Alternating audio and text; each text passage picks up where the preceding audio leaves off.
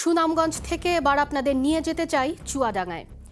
চুয়াডাঙ্গার একটি ভাঙা রাস্তার রিপোর্ট পাঠিয়েছেন আরেকজন নাগরিক সাংবাদিক। যমুনা টেলিভিশনের মাই রিপোর্ট অনুষ্ঠানের মাধ্যমে আমি তুষার তুলে ধরছি চুয়াডাঙ্গা সদর উপজেলার ধারামুদা সরোজগঞ্জ বীজতলা সড়কের বেহাল দশার চিত্র। দেখার যেন কেউ নেই।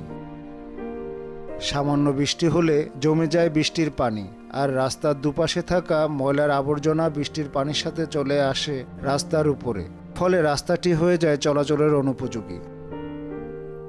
তিতুধর, করাইটিবি, খেজুরতলা, কালোপোল সহ পার্শ্ববর্তী এলাকায় এবং স্কুল কলেজ মাদ্রাসায় পড়া ছাত্রছাত্রীদের চলাচলের প্রধান সড়ক এটা।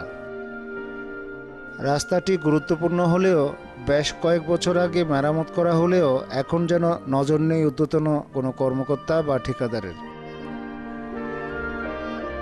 এই রাস্তা এমন এক খারাপ হয়েছে, 10 মিনিটের জায়গায় 20 মিনিট লাগছে, এমন ভাঙা। খুব অসুবিধা হচ্ছে এই রাস্তায় যাওয়া আসা করতে।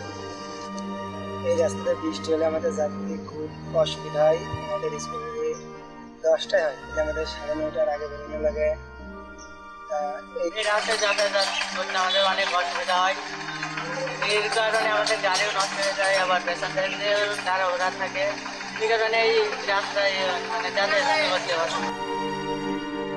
শুধু স্কুল কলেজ বা মাদ্রাসা নয়, প্রায় 10,000 মানুষের চলাচলের প্রধান সড়ক এটা।